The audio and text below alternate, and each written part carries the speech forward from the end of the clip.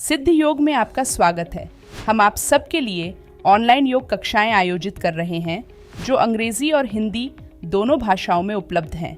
हम प्रत्येक दिन सुबह 5 बजे से रात 10 बजे तक 12 अंग्रेजी और 4 हिंदी की कक्षाओं के साथ आपके लिए उपस्थित हैं, ताकि आपको प्रत्येक दिन सही समय पर योग का अभ्यास करने में सुविधा हो। ये 2 सप्ताह एक ऐसा समय है जिसमें आप शामिल होकर अपने जीवन में एक सकारात्मक परिवर्तन का अनुभव कर सकते हैं, वह भी बिल्कुल मुफ्त में।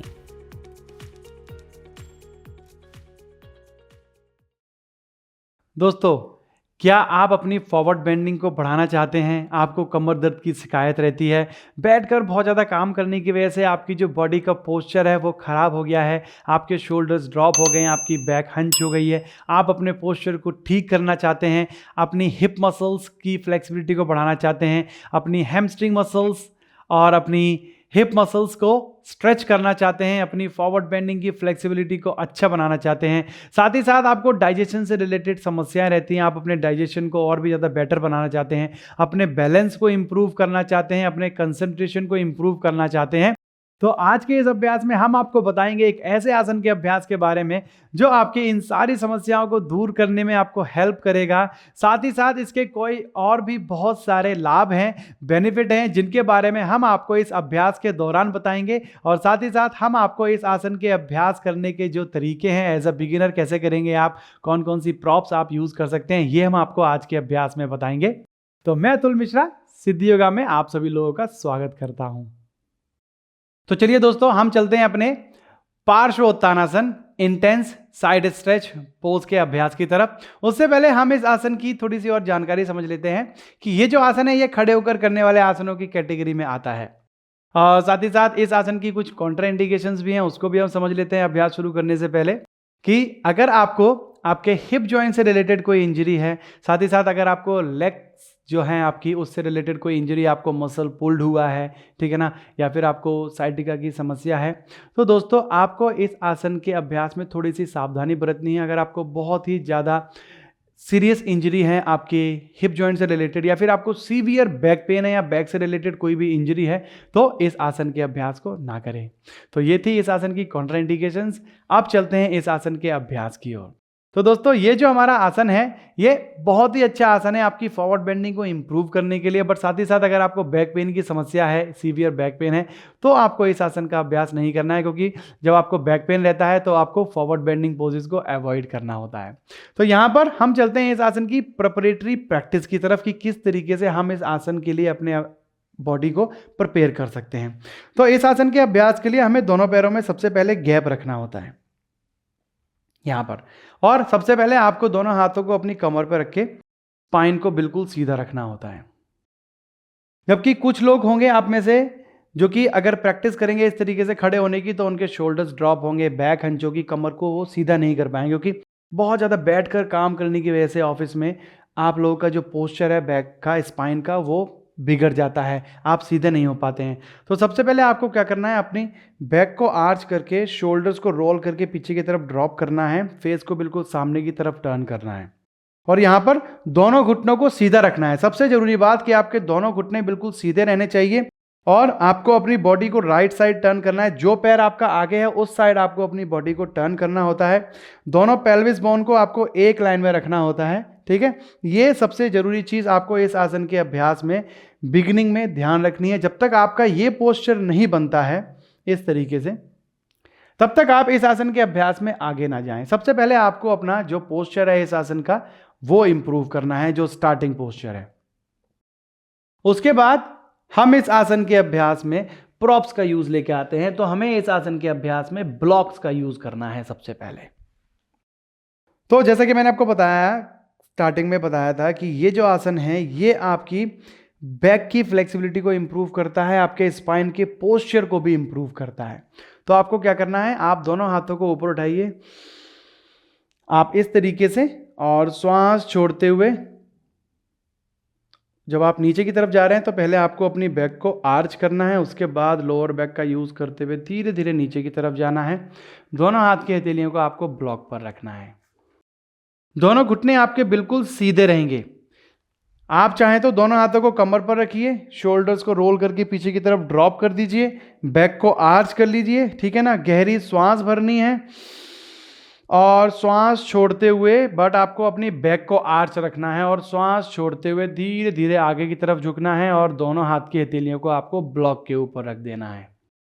और जब आपकी हथेलियां ब्लॉक के ऊपर रख जाती हैं, तब सबसे जरूरी चीज आपको देखनी है आपकी बैक का पोस्चर, कि आपकी बैक जो है वो इस तरीके से हंच ना हो।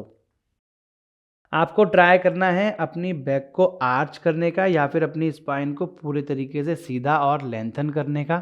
और जब आप अपनी बैक को आर्च करने का ट्राई करेंगे, तब आपको आपकी राइट हिप मसल और हैमस्ट्रिंग मसल में, दाएं पैर की जो आपकी मांसपेशियां हैं और हिप की जो मांसपेशियां हैं, उनमें आपको बहुत अच्छा खिंचाव महसूस होगा।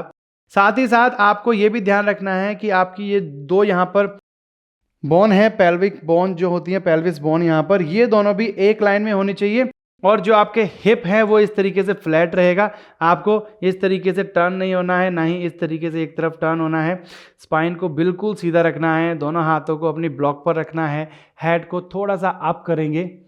तो ये हमारा जो है अर्ध पार्श्वोत्तानस की हम प्रैक्टिस कर रहे हैं, अर्ध पार्श्वोत्तानासन। ओके, तो ये half intense leg stretch pose हमारा हो गया। ये इस आसन की प्रिपरेटरी प्रैक्टिस है। अगर आप अपने घुटने को बाई चांस सीधा नहीं रख पा रहे हैं, अगर आप घुटने को स्ट्रेट कर रहे हैं तो आपको बहुत ज़्यादा मसल पुल हो रहा है, तो आप अपने घुटने को हल्का सा बैंड करके प्रैक्टिस कर सकते हैं। साथ ही साथ अगर आपकी बैक हंच है, उसको आप ट्राई कर रहे हैं बट आपकी जो स्पाइन है वो सीधी नहीं हो रही है, तो आप क्या करें, तो आप अपने घुटने को बैंड कर लें। उससे आपको हेल्प मिलेगी आपकी स्पाइन को सीधा करने में। साथ ही साथ जो स्ट्रेच है आपके हिप और हैमस्ट्रिंग मसल्स में बढ़ जाएगा, बल्कि यहाँ पर आपको थोड़ा रिलैक्स मिलेगा क्योंकि आपकी back of the knee muscle stretch नहीं हो रही है, बट आपकी हिप मसल्स और हैमस्ट्रिंग मसल्स को काफ़ी अच्छा स्ट्रेच मिलता है।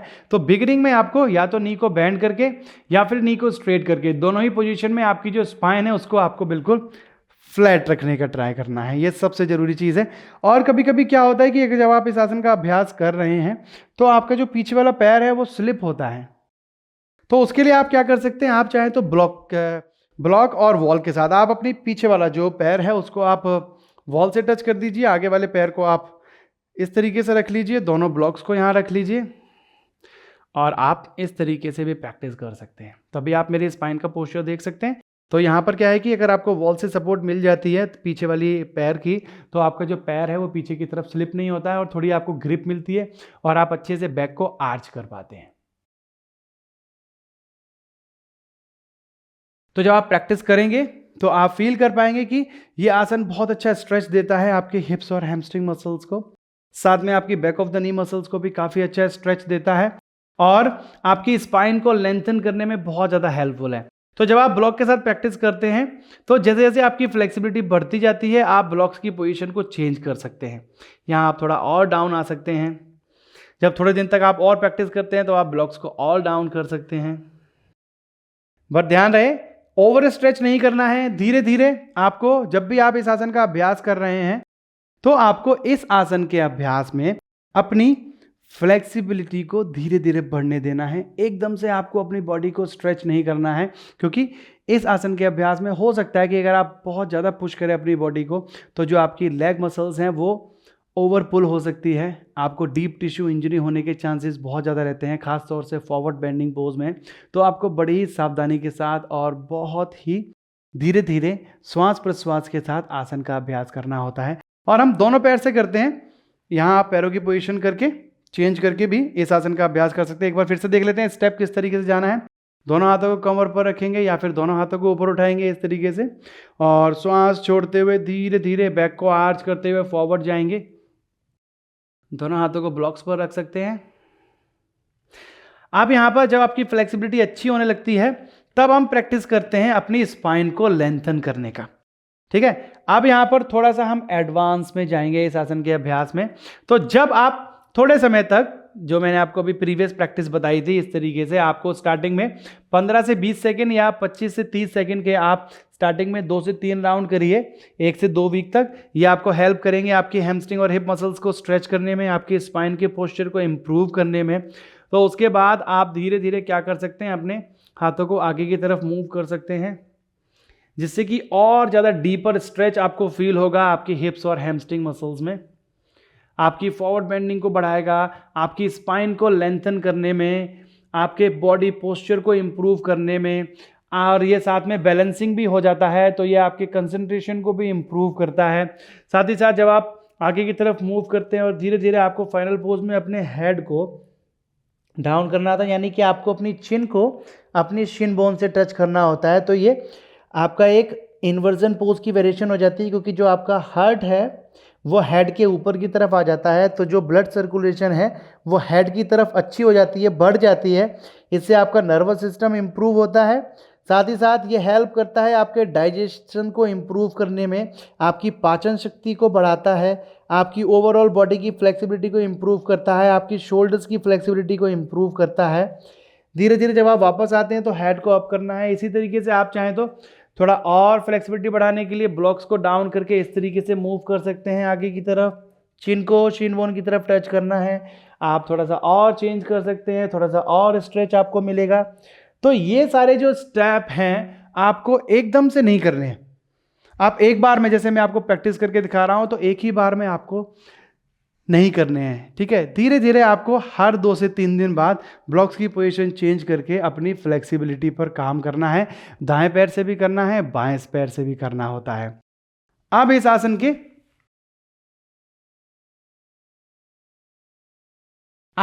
के फाइनल पोज की तरफ चलते हैं कि किस तरीके से आप इस आसन के फाइनल पोज का अभ्यास करेंगे, ठीक है। चलिए दोस्तों, आपको दोनों पैरों में गैप करना होता है। पहले दोनों हाथों को अपनी कमर पर रखना होता है। उसके बाद हम दाएं पैर से अभ्यास करेंगे इस आसन का। तो सबसे पहले आपको अपनी बॉडी को और अपने दोनों पैरों को दाईं तरफ टर्न करना होता है। उसके बाद श्वास भरते हुए आपको दोनों हाथों को सामने की तरफ से ऊपर उठाना है, श्वास भरते हुए, और श्वास छोड़ते हुए आपको बैक आर्च करते हुए धीरे धीरे फॉरवर्ड जाना है। ध्यान रहे बैक हंच ना हो, बैक को आर्च रखते हुए। जहां आपकी बैक हंच होनी स्टार्ट हो जाती है आपको वहीं पर रुक जाना है। और अगर आपकी बैक कंटिन्यू आर्च रहती है, लेंथन रहती है, दोनों हाथों को नीचे मैट पर रख दीजिए। फिर धीरे धीरे आपको अपने दोनों हाथों को आगे की तरफ मूव करना है और अपनी चिन को अपनी शिन बोन से टच करना है। एल्बोज बिल्कुल सीधी रहेंगी। पूरा ध्यान अपनी श्वास प्रश्वास पर रहेगा, ब्रीथिंग पर रहेगा। श्वास लेते रहिए, श्वास छोड़ते रहिए। स्ट्रेच को फील करना है, आंखें बंद कर लेनी है आसन के अभ्यास के फाइनल पोज में।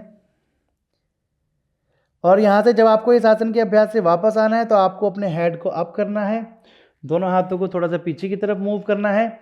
आप अपने राइट नी को हल्का सा बैंड कर लीजिए, दाएं पैर के घुटने को हल्का सा बैंड कर लेंगे और श्वास भरते हुए आपको दोनों हाथों को ऊपर उठाते हुए घुटने को सीधा कर देना है और दोनों हाथों को वापस अपनी कमर पर लेके आ जाएंगे।